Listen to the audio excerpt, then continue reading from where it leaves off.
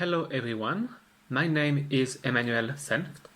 I am currently working at the University of Wisconsin-Madison, but in this talk I will present work that I have been doing with Satoru Satake and Takayuki Kanda at IEEE in Japan. The title of the talk is Would You Mind Me If I Pass By You? And with this work we want to explore how a robot should behave when crossing people in narrow corridors. So picture this situation. There is a robot in a shop, and this robot might belong to a client or the shop owner. And to accomplish its task, the robot must navigate the environment and potentially cross with people. This is the situation we are considering. The robot must cross a corridor and someone is coming toward it. In this case, the optimal robot behavior is unknown. For example, the robot might go on the side and follow the wall, letting the human pass, or maybe it would be better for the robot to just stop and wait. This is what we are trying to figure out with this work.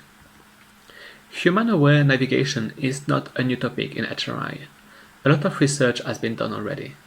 The classic approach is to find a collision-free trajectory while still considering proxemics and some social norms, such as not approaching people from behind and the probability of human motion. However, narrow corridor navigation has two very specific characteristics. First, there is a very limited lateral space, and second, parties have clear goals and need to cross each other in the environment. For humans, this type of interaction is natural and easy. However, as mentioned previously, for robots, it isn't clear what the optimal behavior should be, and failing to meet expectations could annoy or worry the human partner. To find the factors that matter in such interaction, we started by observing how humans do it. Then, from these observations, we created a model of human behavior, implemented it on a robot, and then evaluated it in a human-robot study. For our observational study, we asked members of the lab to navigate in a space representing a convenient store in Japan, and when they crossed each other, the typical behavior we observed was the following one. First, the person started to step on the side to free space in the corridor, then she moved forward, making a sliding motion, and just in time before crossing, she rotated her upper body. After the rotation, she kept moving forward, and finally went back to the middle. We modeled this behavior into three parts.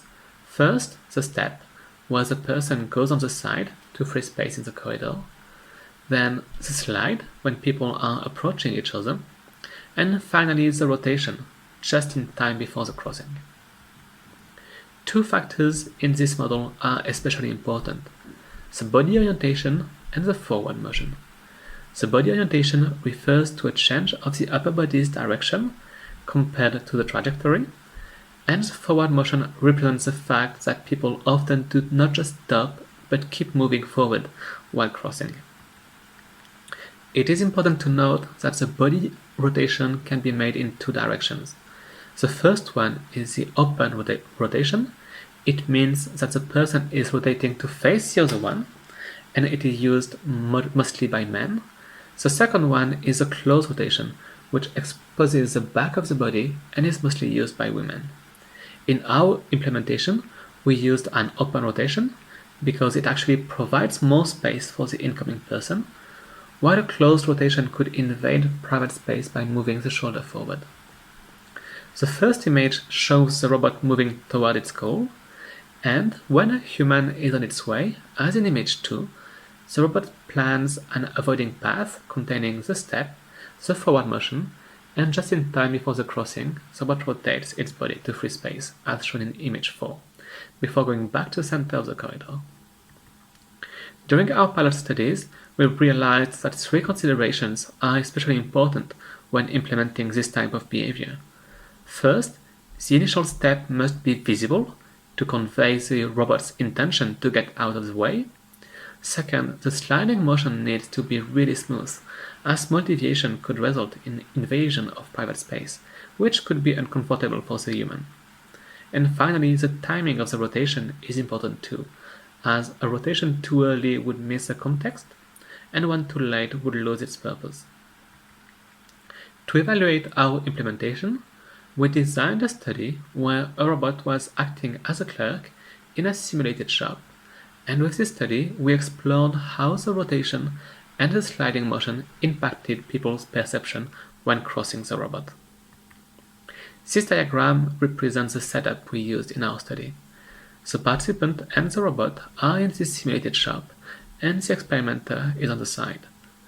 The participant must pick predefined items in the shop so that she crosses the robot on the long aisles. This picking task is repeated 3 times per condition. Our hypotheses are the following ones. A robot rotating its body would be following human social norms and as such would be perceived as more natural and likable. We use the warmth measure from the Rosas scale as a proxy for naturalness. Similarly, a robot sliding forward instead of stopping would be perceived as warmer and more likable. Our design explored these 2 factors, rotation versus no rotation, and slide versus no slide, which resulted in 4 conditions, and we adopted a within participants design. We analyzed results from 23 participants, and each participant interacted with each of the 4 conditions in a counterbalanced order. This video from the study presents an example of the robot behavior when sliding and rotating. So first, the robot steps on the side, then it slides forward, and just in time before crossing the person, it rotates its body before going back to the middle of the corridor. On the other hand, this video presents an example of the no slide, no rotation condition. As before, the robot starts by stepping on the side, but then it stops and does not move forward. And even when the person is approaching, the robot does not rotate. Finally, when the person is behind the robot, it goes back to the middle of the corridor and continues toward its goal. In our implementation, the direction of the step was based on the human initial position, and the robot automatically decided to go on the left or right side. During the study, we witnessed some interesting behaviors from our participants. For example, this one nodded to the robot, maybe to show appreciation for considering him. So look at the head of the participant. He moves forward, and just as the robot rotated its body, the participant nodded. And this happened only once the robot rotated its body. The first part of our results concerns the warmth evaluation from the Rosas. When evaluating the warmth, we observed that both factors, the rotation and the motion, had a significant impact. However, the interaction was not significant. The second part of our results concerns the likability evaluation from the Godspeed questionnaire. For the likability, we only measured a significant difference for the rotation. Both the motion and the interaction were not significant. To understand our results, we analyzed semi-structured interviews we had with the participants after each condition. Participants reported that when the robot was rotating its body, they found it welcoming and caring, even if some noted that they felt observed as the robot was continuously looking at them. However, when the robot was moving forward and not rotating, participants described it as rushing. It had a task and was just doing it, while still avoiding them. Finally, when the robot was not sliding and not rotating, participants noted the lack of agency. It was inorganic and could be an obstacle. To conclude, our hypotheses are partially supported. A robot rotating its body is indeed perceived as warmer and more likable. However, a robot sliding forward is only perceived as warmer, but not more likable. This disparity between warmth and likability could be due to the fact that warmth does include items related to agency, which might not lead to a higher likability. Our paper's take-home message is the following one. Social navigation goes beyond simple collision-free trajectory.